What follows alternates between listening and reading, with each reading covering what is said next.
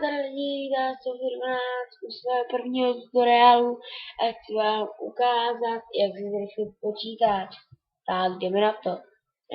Do startu, počítač, dáte vlastnosti, tak upřesnit nastavení systému, nastavení a hodně lidí, který bude mít tadyto, dáte optimalizovat pro výkon.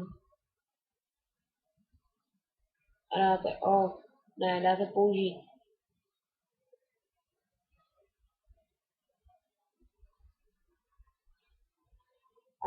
Tak, co bude, teď dáte off